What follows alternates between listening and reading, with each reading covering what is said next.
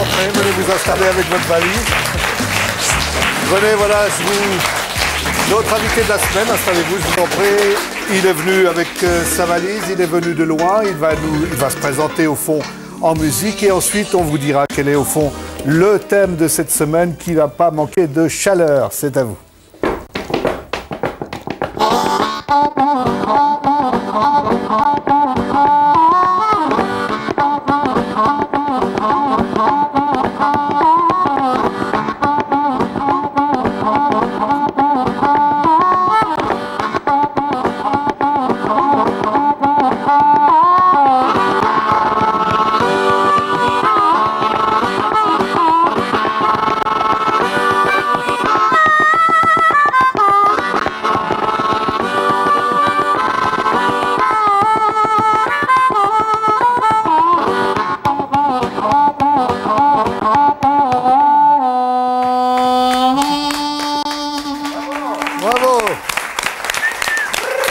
Voilà, venez nous rejoindre. On accueille sur notre plateau Alain Lamontagne et on accueille avec lui, avec son harmonica, avec sa musique, on accueille tout le Québec puisque le Québec est hôte d'honneur du Salon du Livre, du Salon international de la presse et du livre à Genève et que nous avons décidé que cette semaine nous serions québécois. Bienvenue sur ce plateau, bienvenue et puis on va apprendre à découvrir à la fois la belle province et tout le travail que vous y faites, à la fois comme musicien, comme conteur et avec beaucoup d'autres talents. Madame Marthe Sans Regret, c'est un beau nom, Madame Marthe Sans Regret, québécoise elle aussi, spécialiste mondiale des acquis, vous verrez, c'est comment au fond tirer parti de connaissances dont on n'a peut-être pas toujours la mesure. On sait qu'on a une licence, ou qu'on a passé un examen, ou qu'on a fini une école, ou qu'on a terminé un apprentissage. On ne sait pas toujours qu'on a des acquis supplémentaires, des choses dont on pourrait bénéficier, qui nous permettraient d'ailleurs d'entrer peut-être dans une grande école ou de faire encore autre chose. Toutes les explications de Marthe Sans Regret, qui nous expliquera d'ailleurs, vous dites-nous en deux mots, sans regret, vous êtes donc québécoise, vous avez dû avoir un arrière-arrière-grand-père qui était content d'arriver là-bas. Oui, il est arrivé de la région de Grenoble, à ce qu'on m'a dit, et puis apparemment c'est une combinaison de deux mots, sans regret, deux mots français qui fait que c'est tout à fait optimiste de porter ce nom-là. C'est mon destin d'être sans regret. David, oui, présentez-nous, il y a beaucoup de monde aujourd'hui. Oui, il y a du monde, et figurez-vous qui viennent de tous les pays, pas seulement du Canada, il y a des Écossais, il y a des Coréens, il y a des Ouzbékistanais, je ne sais pas comment on dit ça. Bref, un public chaleureux et international de l'école du Léman. Vous pouvez vous aussi assister à cette émission, est-il utile de vous le rappeler, au 022 708 99 00, et s'ils sont tous venus, c'est évidemment qu'au milieu d'eux, il y a Sarah Briguet, qui sera là pour nous présenter Hublot. C'est une première aujourd'hui. Hublot sera dans Zigzag Café et peut-être vous ferez-vous appeler tout à l'heure. Bonjour Sarah. Bonjour, voilà, et puis Alex avec nous. Alex qui a beaucoup travaillé sur cette semaine de Vénard. C'est le seul qui est allé à Montréal. Bah oui, je suis allé au devant d'Alain Lamontagne. Sur le terrain, il m'a emmené en particulier, mais on en reparlera, chez l'inspecteur Épingle. Je vous dirai tout ça, mais simplement, nous découvrirons Montréal à travers le regard d'Alain. Bien sûr, et puis on va le redécouvrir aussi, on va découvrir Montréal, se plonger dans Montréal, 1 minute 30, avec un très grand interprète que vous avez accompagné d'ailleurs, c'est Gilles Vigneault, et très très beau plan, regardez. Voilà le pays que j'aime, il me reste un pays à prédire, il me reste un pays à semer. Vaste et beau comme la mer, avant d'être découvert, puis ne tient pas plus de place qu'un brin d'herbe sous l'hiver. Voilà mon jeu et ma chasse, il te reste un pays à connaître, il te reste un pays à donner. C'est un pont que je construis de ma nuit jusqu'à ta nuit pour traverser la rivière froide obscure de l'ennui. Voilà le pays à faire. Il me reste un à poursuivre. Il me reste une vague à dompter. Homme, un jour tu sonneras, cloche de ce pays-là. Voilà, là, la montagne, quand vous avez quitté le Québec, et Madame Sans Regret également, il y a de cela à peine 24 heures, il y avait autant de neige? Non, une chance. Non, il faisait plus chaud qu'à Paris ou à Genève hier. Alors bon, Ouais. vous ne craignez pas que la neige revienne encore jusqu'au Elle était début? venue la semaine dernière, vous savez. Quand, au fond, l'hiver est-il terminé? Bien, je me souviens que le 10 mai 63, on a eu au moins 6 pieds de neige. Mais ça, c'est... On peut dire que pour Montréal, le 15 avril, c'est supposé d'être terminé. Mais jusqu'à mi-mai... Ne bouge pas d'un fil. Vous partagez le point de vue de Gilles Vigneault qui disait « Chez nous, l'été, c'est pas long. L'an dernier, c'était un mardi. » Oui. Pour Gilles, c'est encore pire parce qu'il habite plus au nord. Natashquan. Oui, c'est ça. Là, je vous parlais pour Montréal, mais c'est vrai que dans ces régions-là, si tu te lèves trop tard un matin, tu l'as raté l'été. Alors, Alex, vous allez nous présenter notre invité de la semaine. Vous l'avez accompagné, je l'ai dit tout à l'heure, à Montréal. Oui, bien... Et pas seulement à Montréal, à Québec et dans la belle province. Bon, moi, je l'ai traîné un peu partout. Je suis même allé jusqu'aux confins, jusqu'à Hull, qui est juste avant d'arriver à Ottawa. Bon, j'ai partout, je vous raconterai. Mais cela dit, nous sommes partis dans un premier temps sur le Mont-Royal avec Alain pour voir un tout petit peu d'en haut, avec la protection d'un garde-montée, pour voir d'en haut à quoi ressemblait sa ville. Mont-Royal est un mont magnifique. C'est rare les cités qui ont tant de verdure dans une ville. Si vous regardez ici avec le fleuve Saint-Laurent, le pont Jacques-Cartier, Montréal, c'est pas la campagne, mais c'est pas encore une grosse ville. Comme toute ville, c'est une ville avec ses défauts, puis sa pollution, certaines pollutions. Mais moi, j'ai beaucoup d'attachement parce que je suis né sur cette île. Et je suis venu très jeune ici faire de la traîne sauvage, du ski. Là, on est sur le belvédère Camillien-Hood. Les amoureux viennent ici. Il y a des milliers et des milliers de personnes qui sont venues s'embrasser dans les automobiles. J'ai de l'affection pour Montréal. C'est une ville qui a des défauts, mais pour moi, ces défauts, je les oublie.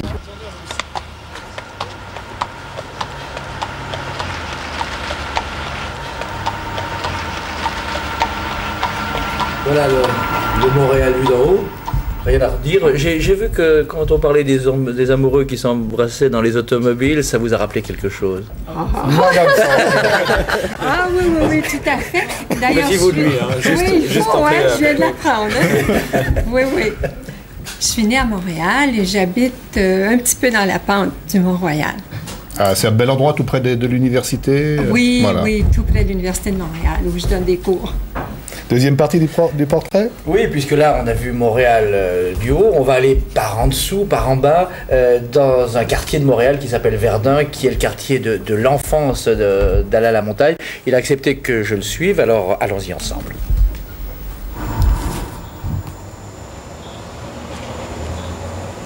Une enfance à Verdun, c'était tranquille le dimanche, parce que les commerces étaient fermés, parce que les gens ne travaillaient pas, donc c'était très tranquille.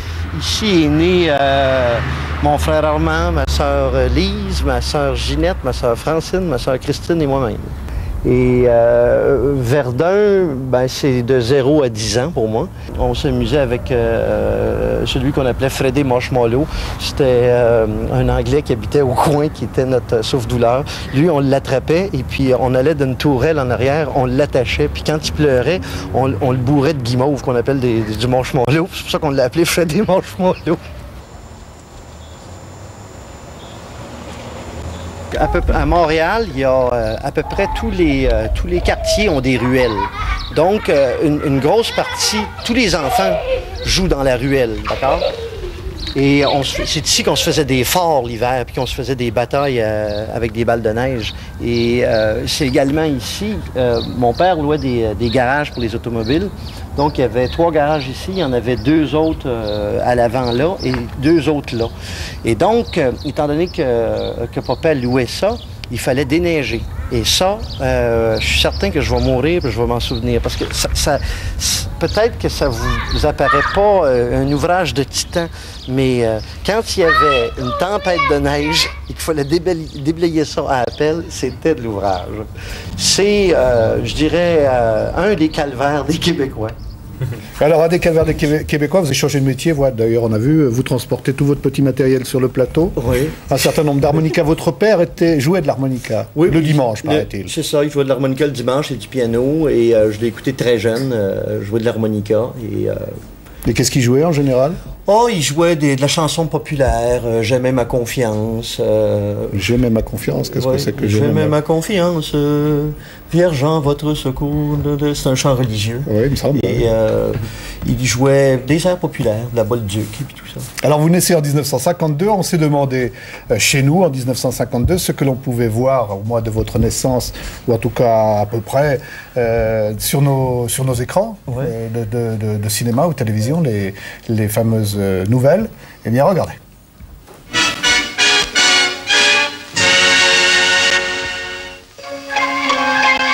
Quant à ces chèvres-ci, ce sont des vedettes de cinéma. Et la caméra n'est pas loin. Entre les mains de l'opérateur Émile Bernat. Les techniciens sont prêts, on tourne. Les premiers extérieurs du film suisse Heidi. En avant-première, la scène de la course éperdue d'Almöhi, le personnage incarné par Heinrich Gretler, qui s'improvise coureur de fond. Je sais pas. Alors on se demandait, oui, j'en ai resté tout. C'est ce que vous voulez ranger. C'était un dépaysement assez Heidi, vous connaissez ce personnage, Alain Lamontagne? Non, je m'excuse, je ne connais pas. Non, on va vous la présenter, il n'y a pas de problème. Vous l'avez caché quelque part dans le studio? Non, pas du tout, pas du tout. Mais j'en étais en train de se demander, au fond, est-ce qu'il y a des personnages au Québec qui sont des mythes, hein, comme on a Guillaume Tell, comme on a Heidi, la petite fille qui garde les chèvres à la montagne avec les tresses toutes blondes. On retrouve ce genre de personnages? Bien, il y a Alexis le Trotteur puis Louis Cyr. Alors, Alexis le Trotteur, qui est Alexis le Trotteur? Ça change, hein, c'est pas du tout. Alexis le Trotteur, c'est l'homme mort qui courait le plus vite au monde.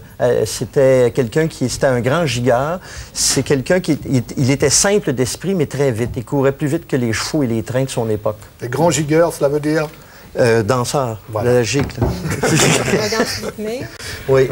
Et Louis Cyr était très, très fort. Je crois qu'encore ses records n'ont pas été battus. C'est vraiment un homme extrêmement fort. Alors, on va vous retrouver juste un petit instant dans vos œuvres, au fond, dans une salle de spectacle ou dans une émission de télévision. C'est au Québec. On vous retrouve, Alain Lamontagne.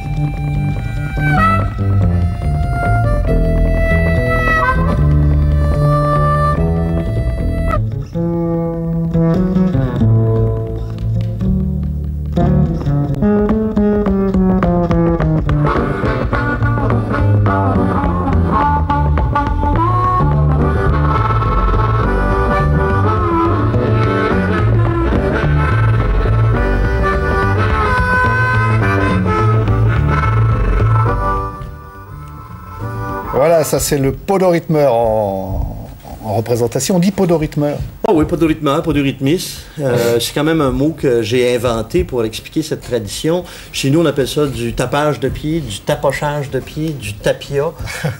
Et à Montréal, ils appellent ça du pas d'accord. J'ai vu, Mme Sarogrec, que vous vibriez au podorythmeur. Oui, mais j'apprends aussi. Je vais mettre ça dans mon portfolio. Mais ce genre de musique, ça vous intéresse? Oui, ça m'intéresse beaucoup. Vous retrouvez, Oui, c'est une musique qui est sensible. Il n'y a pas de snobisme dans cette musique-là. C'est quelque chose qui va au cœur. D'accord. Et puis, c'est tout naturel. On se laisse aller. Vous avez vu, tous les gens, là, ils ont commencé à rythmer. On vient de cultures différentes.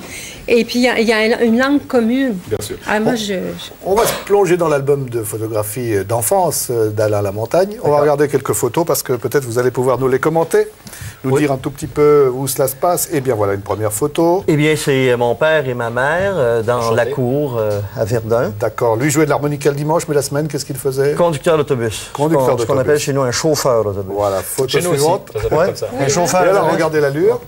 Là, papa qui est très beau avec son chien. Là, il a de l'allure. Ça, c'est le dimanche. Oui, c'est le dimanche.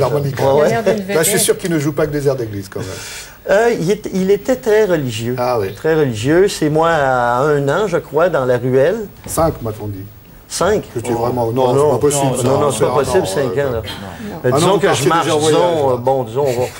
on négocie à 3. Oui, parce que 1 an, non. Pour un pot de rythmeur, ça marche tôt, un pot de rythmeur, vous savez. Encore une photo, peut-être? Si on nous les propose, regardez. Alors, c'est toujours la même. Là, ils n'en ont pas trouvé d'autres. Moi, je suis sûr qu'on en a. Voilà. Là, et voilà, papa, avec sa... Au début, il conduisait des tramways. Là, à cette époque-là, avec cette casquette-là, c'était des tramways. Oui, il a fière allure, hein. Et puis... Alors, excusez-moi de vous interrompre, parce qu'à cet âge-ci, vous tapiez comme ça du pied pour réclamer, par exemple, un biberon. Oh, peut-être, mais je m'en souviens pas. En fait, j'ai commencé vraiment à taper du pied le 14 juillet 1959 vers 10h30. Ah. Je vous expliquerai. Vous expliquerez parce que non. Alors là, j'ai un document qui dit qu'à partir de là, son père, ébloui, a dit « Le petit bout d'homme en souffle de géant et à langue de loutre ». C'est vous, ça? Oui, le petit bout d'homme. Le petit bout d'homme, au souffle de géant et à la langue de loutre. C'est parce que lors de mes 7 ans, mon 7e anniversaire, lorsque j'ai eu l'âge de raison, j'ai étendu d'un seul souffle mes 7 chandelles. Et c'est ce moment donné-là que mon père m'a... 7 chandelles sont donc les 7 bougies. Les 7 bougies, On va faire les petites traductions. C'est ça. Et là, on me voit avec l'abbé Boutet et Monseigneur Forget lors de ma confirmation. Donc, c'est dire que l'Église était assez présente. Votre père jouait les cantiques à l'harmonica et vous alliez à l'Église. Oh oui, nous, c'était... là, c'est mes parents plus âgés. Les Québécois, en général, sont très catholiques. Moi, maintenant, mais moi, mon Dieu... il y avait toujours une fête chez nous religieuse, soit qu'on fêtait l'Ascension, Pâques, Noël... en fait, il y a juste... comment on appelle ça dans le...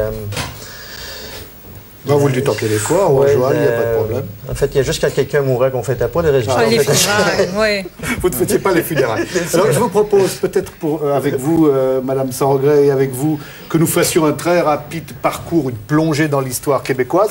On commence par Jacques Cartier, bien sûr, 1534. Si vous voulez, mais là, on a quand même une photo de famille. On dit 30 secondes. Alors, oui, parce que tout à l'heure, regardez, là, vous l'avez vu tout à l'heure à Verdun, parlant de la naissance de toutes ses sœurs et d'un frère, je crois.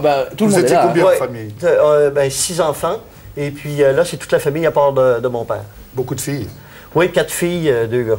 Ah, oui. L'ambiance était bonne à la maison? Oui, l'ambiance était très bonne. Mes sœurs m'ont torturé, oui. Puis là, regardez, on n'est plus en terre américaine, on est en France. Oui, à Montréal-du-Gers, le 22 août 1994, où je suis retourné... où mon ancêtre est parti pour me marier avec Daniel. C'était de ce village que... Non, ça c'était à Montréal-du-Gers. Oui. Et mon ancêtre vient de la Bastide de la Montjoie, qui est environ à 15 km de là. Très bien. Alors, je vous propose, petit rappel historique quand même, de 1534 à Jacques Cartier jusqu'aux Plaines d'Abraham, peut-être? Oui, en quelques... Bon, on va faire ça ensemble, là, vous allez m'aider quand même. Non, pas du tout. Vous vous débrouillez, Alex, c'est très bien. Racontez-nous l'histoire du Québec en 30 secondes. Il y a quand même eu une période, justement, dans les Français ont découvert le Québec. Tout à fait. Et il y a quand même eu une période où on aurait pu penser que l'Amérique du Nord allait être française. Il y avait des positions en Louisiane, il y en avait dans toute cette partie. Et puis, petit à petit, ça s'est pas bien passé.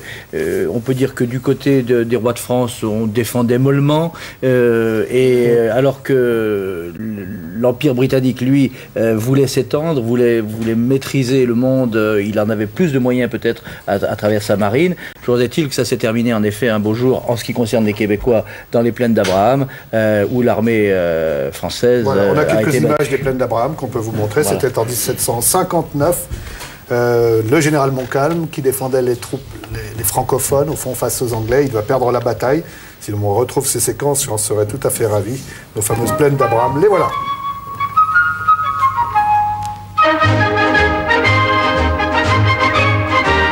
Le 13 septembre 1759, les deux mondes s'affrontent de manière définitive. Jusque-là, les Français avaient l'avantage de la situation depuis l'arrivée de Jacques Cartier, qui ouvrait la voie à la colonisation et au commerce. Mais ce jour-là, dans les Plaines d'Abraham, près de Québec, le sort du continent tout entier se joue. Les Anglais, peu à peu, ont grignoté toutes les positions françaises. Le jour de la bataille, deux grands généraux sont face à face, Wolfe et Montcalm. Tous les deux vont mourir au cours de la lutte, mais ce sont les Français qui perdront. Québec tombe et avec elle la Nouvelle-France se rend. Le conflit généralisé entre deux puissances colonialistes est terminé en Amérique. Voilà, ça c'est le rappel jusqu'aux plaines d'Abraham. Vous avez qu'un document là. Là j'ai un document, oui, sous les yeux. J'ai la Gazette de Québec en 2 langues. Et c'est quoi? C'est 4 ans plus tard, 1765. Hein. 1765 et on voit la passier peut-être simplement je vous donne simplement le nom de 2 personnes, de Étienne Charret par exemple ou de Pierre Daudégo. L'un et l'autre annoncent dans la Gazette de Québec que s'ils doivent de l'argent à quelqu'un, ils doivent ma foi le demander rapidement, car ces 2 personnes ont décidé de repartir pour l'Europe. Et au même moment, dans la Gazette de Québec, il y a d'autres personnes avec des noms plutôt anglais qui eux disent je viens d'ouvrir mon magasin, donc si vous voulez acheter ceci, cela. En fait, c'est la passation de pouvoir au niveau de la rue. Hein. Et il y en a qui partent pour l'Europe, pas beaucoup. D'autres qui vont rester au Québec, et c'est la suite de l'histoire. Et certains qui vont partir vers le sud, qui vont traverser jusqu'en Louisiane, parce qu'à l'époque, la Louisiane est encore française. Ils espèrent qu'il y a là un 2e repli. Et vous connaissez l'histoire des écrevisses de Louisiane? Non. Les écrevisses de Louisiane, en fait, on dit que c'était des homards qui étaient partis du côté du Québec, qui ont suivi tellement elles étaient attachées. Et le chemin était tellement long qu'elles se sont rétrécies au fur et à mesure et que c'est devenu des écrevisses. Alors je propose que nous continuions l'histoire du Québec à travers un personnage qui va être notre guide dans la circonstance. Ça ne va pas vous surprendre, c'est René Lévesque. René Lévesque et des images du début du siècle. En effet, au début du siècle, la situation est très différente. Plus de la moitié des francophones sont encore des ruraux et cultivent péniblement une terre ingrate. Devant l'occupant anglais, ils ont préféré se retirer et vivre dans des exploitations agricoles. Celles-ci sont souvent privées d'eau courante et seulement 13% d'entre elles, en 1920, disposent de l'électricité. Les Canadiens français survivent en s'appuyant sur les anciennes valeurs, terre, foi, langue. Les familles sont nombreuses, souvent près de 10 enfants, des situations que l'Église et l'État favorisent. Cette société est très organisée, dominée par une élite locale de prêtres et de professionnels. On a utilisé les structures familiales très rigides. Religion et piété font partie intégrante des traditions. C'est peut-être par elles d'ailleurs qu'à cette époque, la langue française fut conservée. Ça vous retrouvez dans un portrait comme celui-là? Enfin, vous retrouvez le monde de vos parents ou de vos grands-parents? Oui, mes parents étaient croyants, mes grands-parents aussi. C'était la religion catholique. C'était elle qui dictait les règles, en fait. Hein. Comme on dit dans le film, le nombre d'enfants, ma mère, elle avait décidé pour cette seule raison-là qu'elle n'obéirait pas à la religion catholique parce qu'on était 3 enfants. Alors il y a des voix qui vont s'élever, il y en a une qui est fameuse, je le disais tout à l'heure, c'est évidemment René Lévesque. René Lévesque, regardez dans un document où il ne mâche pas ses mots devant un public québécois francophone qui est enthousiaste. Les Anglais, les Juifs, les Scandinaves, les Hongrois de l'immigration de 56, les Ukrainiens, etc., etc. 14 groupes ethniques. Les plus pauvres que tous, c'est les Indiens et les Esquimaux. Ça, on s'en doutait. Les deuxièmes plus pauvres, c'est les Italiens immigrants de première génération. Les troisièmes plus pauvres, c'est-à-dire, si vous partez à l'autre bout, les 12e plus pauvres sur 14 dans le Québec, c'est nous autres, les Canadiens français, chez nous, la majorité. C'est écœurant. Il y a des milliers de familles chez nous qui vivent dans des conditions qui n'ont aucun bon sens pour élever des enfants. Ça a été constaté. Alors cette colère qui est exprimée par René Lévesque, est-ce que vous l'avez ressentie dans votre famille? Est-ce qu'on disait, on a une situation différente justement parce qu'on est francophone, qu'on n'est peut-être pas bilingue, qu'on n'accède pas à certains postes? Ben, je vous dirais, mon père était quelqu'un quand même d'assez soumis à l'Église, puis tout ça. Je ne sais pas combien de fois j'ai entendu qu'on était né pour un petit pain et qu'il fallait apprendre l'anglais. Ce qui n'est pas mon point de vue, mais il y a quand même pas mal de... Je ne dis pas tous les Québécois étaient comme ça, mais les Québécois étaient quand même, en tout cas, soumis à l'Église. Et effectivement, il y avait beaucoup de pauvreté. Et puis un personnage comme René Lévesque qu'on vient de voir, qu'est-ce qu'il représente encore aujourd'hui? Ben, il représente énormément, c'est toute la souveraineté, c'est la révolution tranquille, c'est l'instruction. C'est le leader du Parti québécois, pour ceux qui l'ignorent, bien sûr. Et puis un jour, le Parti québécois, ça sera en quelle année? 1974. 1976, la question au pouvoir, c'est la même année que les Jeux Olympiques de Montréal. Exactement. 1976, il y a les Jeux Olympiques de Montréal et il y a le Parti québécois qui arrive au pouvoir. Et alors là, l'ambiance, bonjour. d'aujourd'hui, demain nous appartient à partir. Le 15 novembre 76, les élections québécoises donnent raison au parti. Celui-ci prend les leviers de commande. Cette victoire suscite un immense enthousiasme parmi les partisans de la souveraineté.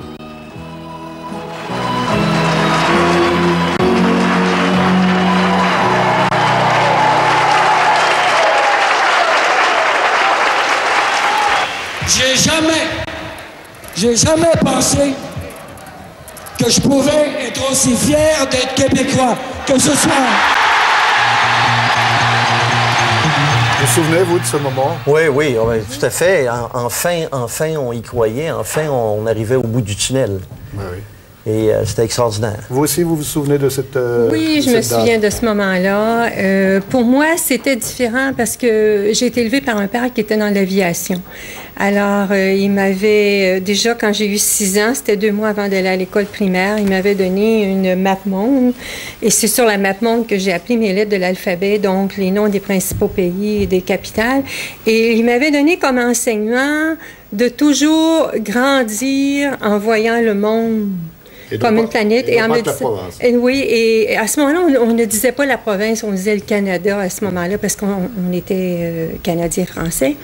Et il prenait une épingle, vous savez, une petite épingle avec une tête, et il pointait différents endroits dans le monde.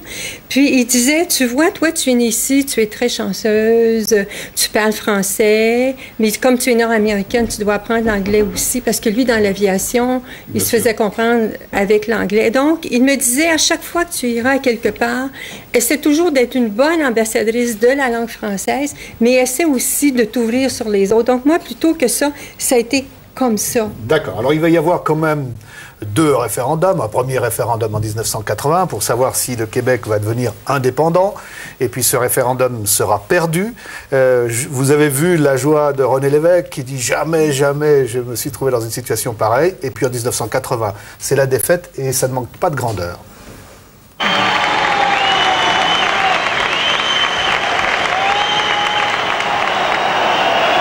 La seule chose que je voudrais ajouter, c'est ceci.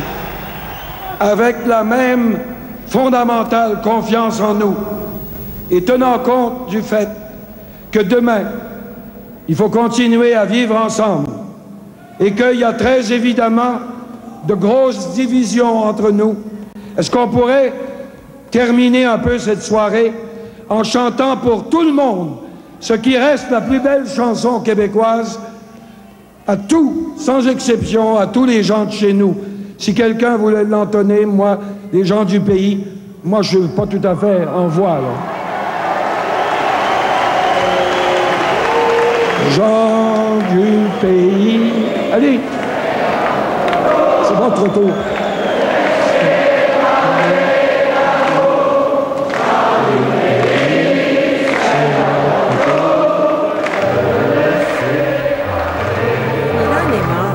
Aussi, hein, c'est un moment, ça. Oui, oui, c'était triste.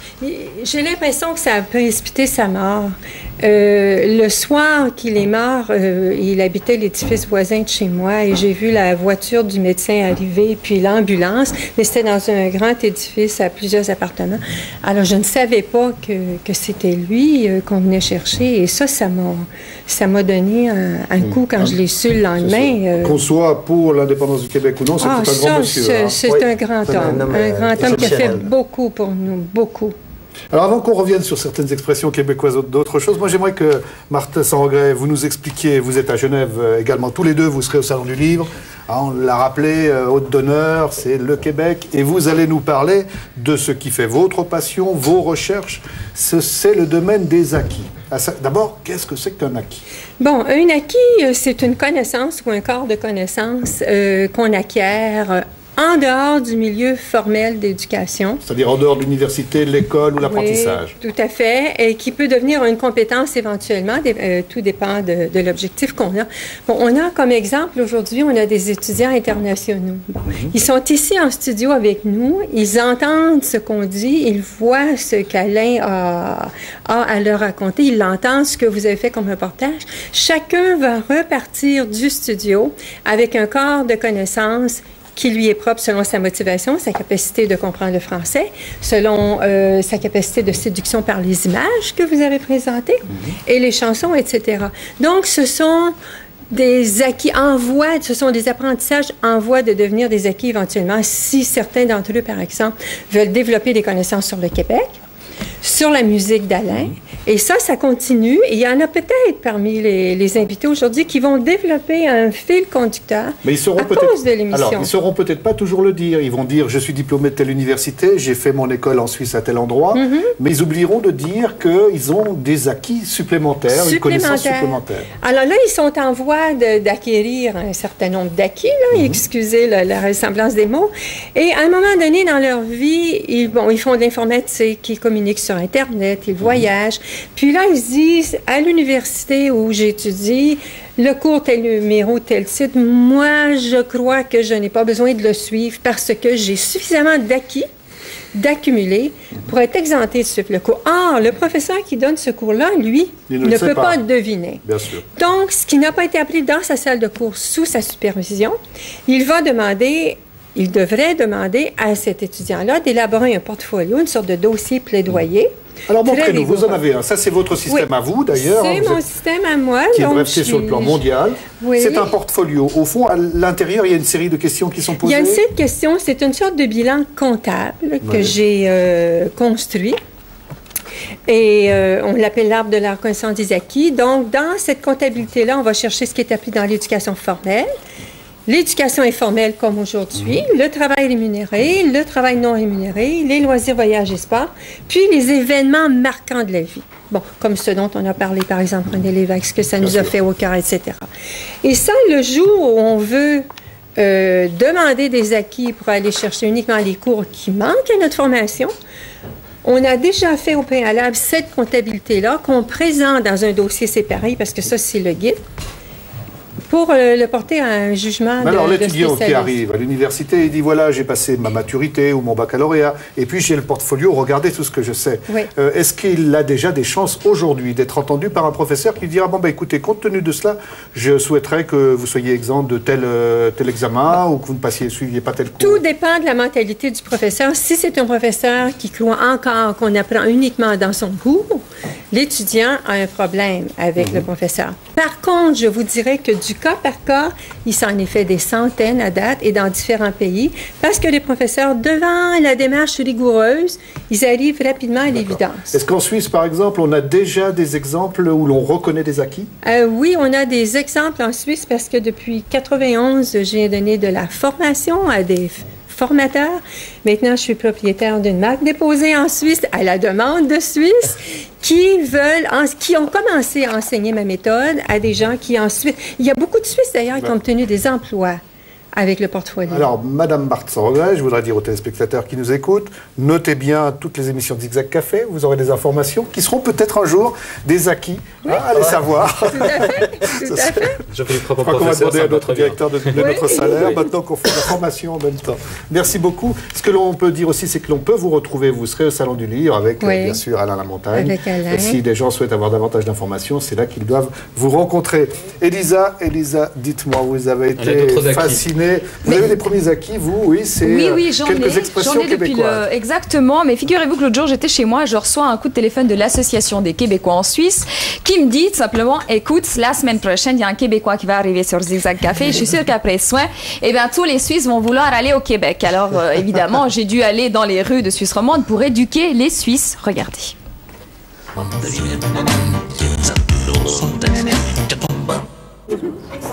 Vous voulez m'aider à résoudre un petit problème? Je dois me rendre au Québec et je ne connais pas très bien le québécois et j'ai des expressions québécoises. On va essayer de les trouver, d'accord? D'accord, tu comprends quelque chose? Vous comprenez? C'est vrai? Attendez, je peux prendre le sachet? Merci. Voilà. Alors, non, c'est pas du tout foireux, hein. C'est des expressions québécoises, des expressions de la vie courante de tous les jours. Vous avez un petit ami québécois? Non. Ça risque d'arriver?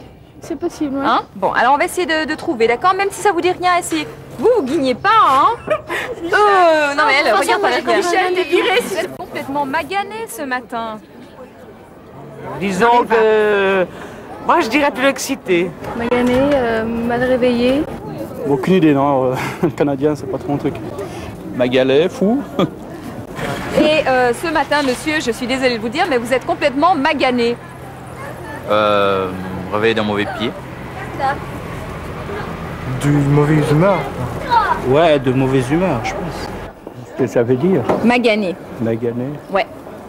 Ça veut dire... Je vais vous aider. Hier soir, vous avez un peu trop... Hein? Alors, ce soir, vous êtes magané. Ouais, ça veut dire quoi? Bah, ça veut dire qu'on a la gueule de bois, on est... Voilà. Alors, l'agent de police n'est pas trouvé. Oui.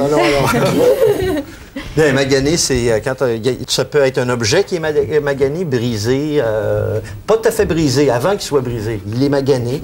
Le matin, il y a des fois, tu te lèves, tu es un peu magané. En décalage horaire, tu es un peu magané. Vous vous sentez magané l'un et l'autre aujourd'hui? Moi, j'étais un petit peu magané. Le décalage horaire. Lisa, un petit peu magané. Non, j'ai pris de l'eau, je ne suis pas magané. Voilà. Bon, je vous propose, David, emmenez-nous à la Rose d'Or pour savoir si là-bas ils sont un peu maganés. Et s'ils sont un peu maganés, ils ont des raisons de l'être parce que la fête est longue et souvent nocturne à la Rose d'Or. Vous savez que c'est à Montreux en ce moment. À Montreux, c'est un flot de rire. On en a parlé jeudi avec le Festival du Rire et c'est un flot d'images avec la 37e Rose d'Or. Concours donc des meilleures émissions du monde entier. 55 émissions en compétition. On parle de tas de choses là-bas et notamment beaucoup cette année du sitcom. Savez-vous d'abord, Alain Lamontagne et les autres, qu'on dit la sitcom? Pas du tout. Vous ne le savez pas, Jean-Philippe. Vous qui êtes pourtant un fan d'Hélène et les garçons. Absolument, je regarde ça. Parce que c'est un abrégé de la comédie de situation. Donc la sitcom. Et la sitcom, chez nous, je vous parlais d'Hélène et les garçons, est très mal connue. Pour eux, diront soap opéra, non? Non, ce n'est pas la même chose. C'est pas la même chose. Ah là là, un soap opera, le soap opera, c'est un feuilleton dans lequel l'histoire continue au fil des épisodes. Alors que le principe du sitcom, c'est qu'à chaque épisode, sa nouvelle histoire. Puisque vous parlez de soap opera et puisqu'on est dans le langage, vous savez pourquoi on dit un soap opera? Ah, bah j'en sais rien du tout. Vous savez, Alain Lamontagne? C'est un roman savon. Oui, parce que c'est en rapport avec le savon, parce qu'à l'époque, les soap opéras étaient sponsorisés par des marques de savon. Et c'est pour ça que vous appelez soap opera. Un nouvel acquis, incroyable. On peut le mettre ici. Voilà. Revenons à nos sitcoms, si vous le voulez bien. Les sitcoms qui sont donc invités d'honneur de la Rose d'Or. Vous allez le voir tout de suite. Invité d'honneur de la Rose d'Or cette année, la sitcom. Une catégorie pour elle toute seule, des conférences avec les grands producteurs internationaux du genre et un atelier pour s'échanger les astuces où vous aurez reconnu les indéboulonnables Mermet, Monet et Pierre Naftul. Car les petits Suisses ont sagement suivi la leçon donnée par les anglophones. Là-bas, on est loin de Hélène et les garçons, le genre est dit noble et répond à des règles bien précises. L'intrigue d'abord tourne soit autour d'une situation cocasse, chaque fois différente, dans laquelle se trouvent plongés des personnages familiers, soit l'histoire repose sur un acteur typé, genre Bill Cosby aux USA, ou David Jason en Angleterre, qui obtient les meilleurs scores depuis 15 ans, jusqu'à 20 millions de téléspectateurs, ce qui en fait une véritable star. Just wanted to say bonjour, Zigzag Café.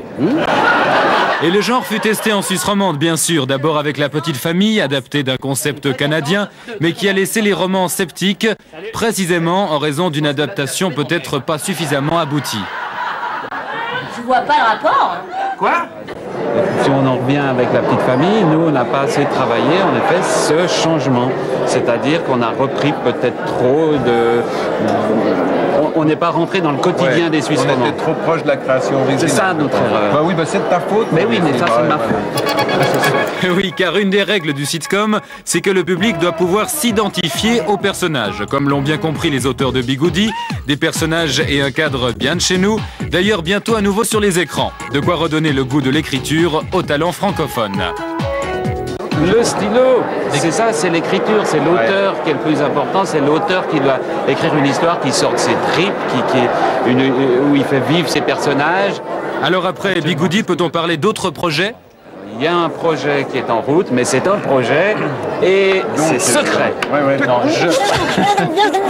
dis-le pas, dis-le pas. Quant à Pierre Naftul, il est également resté muet sur ses projets. Ou presque. C'est vrai qu'on essaye de travailler sur des nouveaux concepts. Est-ce que parmi les héros, on pourrait vous voir avec... Vous ne me ferez pas dire qui est l'héroïne de notre prochain projet, ça je préfère pas m'engager. Pour Zigzag Café, Marie-Thérèse Porchet, bientôt à la suite de Bigoudi. On a vu La Petite Famille, c'est une série qui a marché, vous connaissez la référence, l'équivalent? Oui, c'est La Petite Vie. La Petite Vie, oui. La Petite Vie, ça fonctionne... Encore très, très fort. Alors chez nous, ça a Très, moins très fonctionné. fort. Toujours est-il que c'est quand même rediffusé en ce moment. C'est le lundi soir, c'est ce soir à 22h50. Et puis Bigoudi revient le samedi à 19h à partir du mois de juin dans la grille d'été de la TSR. D'accord, petite pause, enfin, nouvelle rubrique dans Zigzag Café, puisque cette fois, c'est Hublot avec un téléspectateur, une téléspectatrice qui sera content tout à l'heure.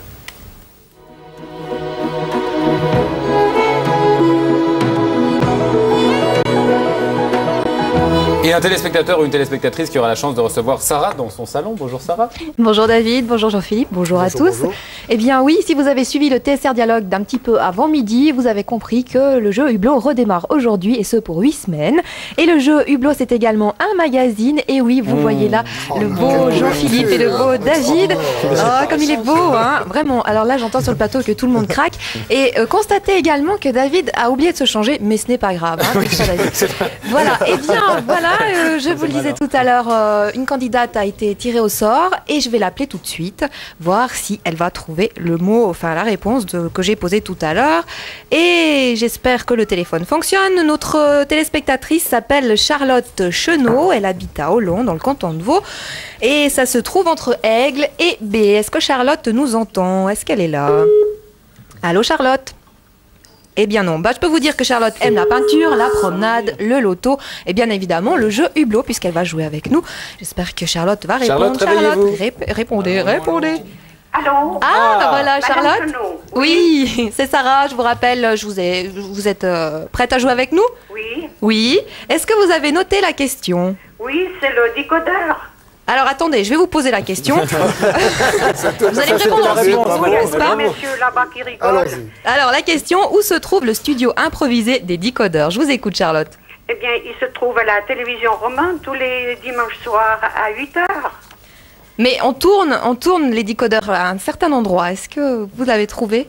Mais est-ce que c'est pas à la télévision suisse romande? On peut suivre les décodeurs à la télévision suisse romande, évidemment, mais malheureusement, ce n'est pas la bonne réponse, car le tournage a lieu ailleurs, et oui. Mais c'est pas grave, Charlotte. De toute façon, vous avez gagné le lot de consolation, et il s'agit du coffret pour les cheveux que vous offre Adiantom. Et puis, comme vous avez... Bon, on va garder cette question pour demain, c'est Elisa qui la prendra en charge. Donc, si vous autres, chers téléspectateurs, vous êtes en train de nous suivre, notez déjà cette question. Où se trouve le studio improvisé des décodeurs? Merci Charlotte tout de même d'avoir joué avec nous.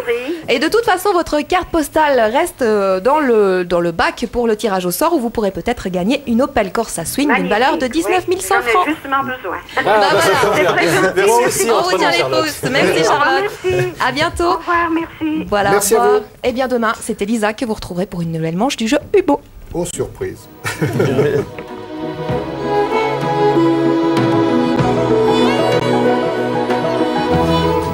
Voilà, on se retrouve sur le plateau parce que c'est une rubrique que j'aimerais bien vous présenter. C'est tous les lundis.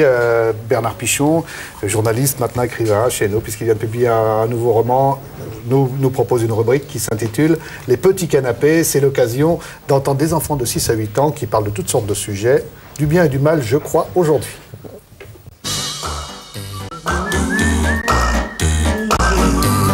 Goûtez, goûtez, nos petits canapés, ils sont à croquer, ils sont à croquer. À quoi ça sert la police? Ça sert à prendre les gens méchants. Alors quand un policier rencontre un méchant, qu'est-ce qu'il fait? Quand il y a un policier qui rencontre un méchant, Oui. il essaye de l'attraper pour le mettre en prison. Et comment il fait pour l'attraper? Il met des policiers devant, puis des policiers derrière et des policiers de côté. Comme ça, il est mieux, puis on essaye tous de l'attraper.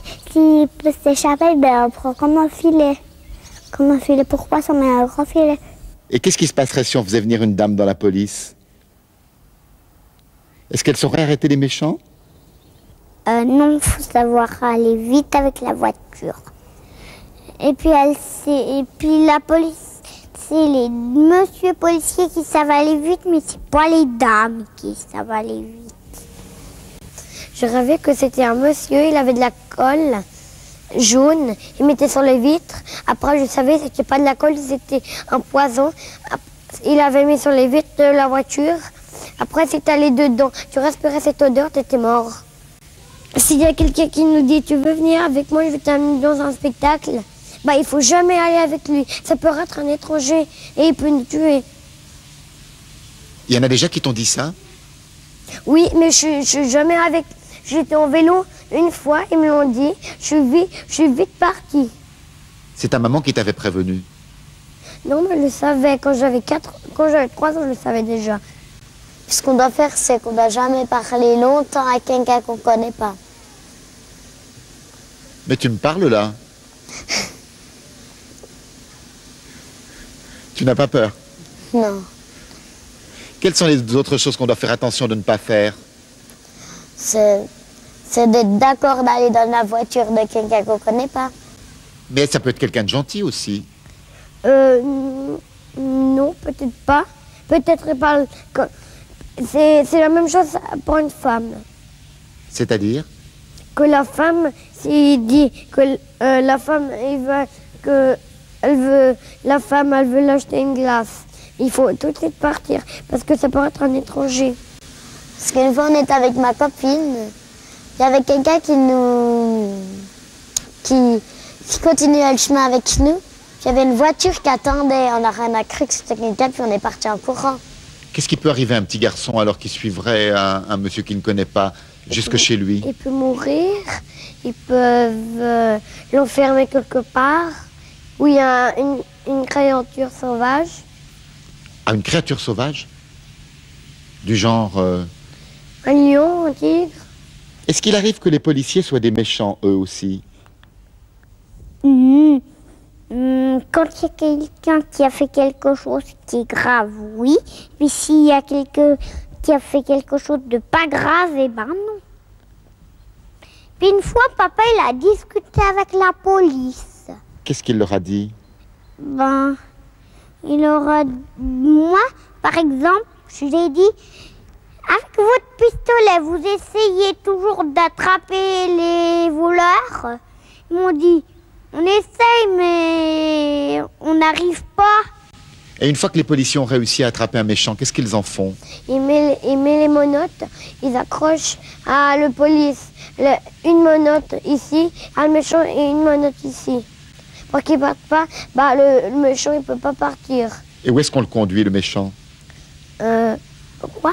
On le mène quelque part, peut-être, après? Oui, on peut l'amener en prison. On peut l'amener devant le chef. Pour devenir policier, est-ce qu'il faut apprendre à tirer avec le pistolet? Oui. Et comment on fait? Tu m'expliques juste? Faut appuyer sur le bouton, puis après, il y a le feu qui sort. Et PAH! Voilà.